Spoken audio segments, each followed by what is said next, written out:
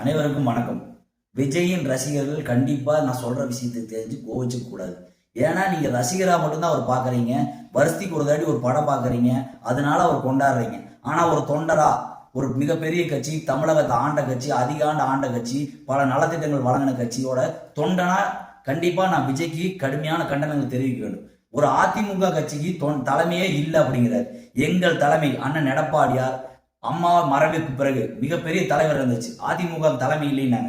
அந்த தலைமை உருவாக்கி மறுபடியும் பல நலத்திட்டங்கள் கொண்டு வந்து 7.5 11 மருத்துவக் கல்லூரிகள், கால்நடை பூங்கா, கொரோனாவை சமாளிச்சாரு, கஜா புயலை சமாளிச்சாரு, பல கொஞ்சம் கொஞ்சம் சிறு அணிகளா பிரிஞ்சதெல்லாம் சமாளிச்சு 2021 2 கோடி வாக்குகள் பக்கம் பெற்று 66 சீட் அனைத்து இந்திய அண்ணா திராவிட முன்னேற்ற கழகம், அது இல்லாமல் 9 சீட் கூட்டணி கட்சிகள், 75 சீட் பெற்று மிகப்பெரிய எதிர்கட்சியா உட்காந்துருக்காரு. நீங்க எப்படி எங்களுக்கு தலைவர் இல்லைங்கிறான்? புரட்சி பயணம் மேற்கொண்டு இருக்கிறாரு. அது மக்கள் வெள்ளமா அவங்களே வந்துட்டு இருக்கிறாங்க. வெள்ளமா மக்கள் கூட்டிட்டு இருக்கிறாங்க.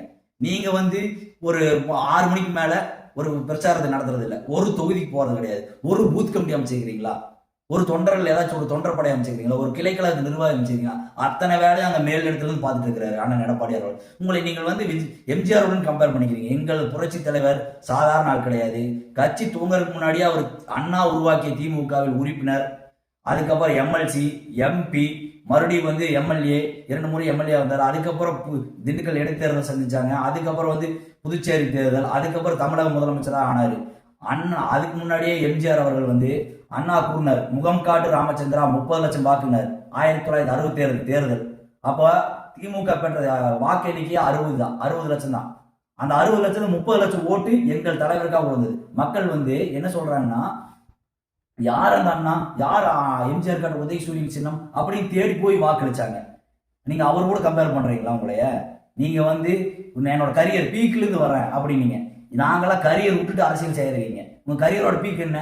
200 கோடி ரூபாய் சம்பளம். எவ்வளவு கோடி சேர்த்து வச்சுக்கிறீங்க சொல்லுங்க. நீங்க எவ்வளவு கோடி சேர்த்து வச்சுட்டு வந்துக்கிறீங்க? இந்த எலெக்ஷன் தோத்துட்டீங்கன்னா நீங்க போய் ஜாலியா ஃபாரின்ல செட்டில் ஆகிக்குவீங்க. நாங்கள்லாம் அப்படி கிடையாது. எங்கள் தொண்டர்கள் ஒவ்வொருத்தரும் நாங்கள் பூத் கமிட்டி வேலை பார்த்து எங்கள் பொதுச் செயலாளருக்காக வெடிய கொடி நட்டி நாங்கள் வந்துட்டு இருக்கிறோம். நீங்க எங்கள் பொதுச் செயலாளர் விமர்சனம் செய்வது மிகவும் கண்டனத்துக்குரியது. நாங்களே விமர்சனம் செய்யாத, அங்கிள் என்று விமர்சனம் செய்யாத முதலமைச்சர் நீங்க விமர்சனம் செய்தது அதுவும் கண்டனத்துக்குரியது.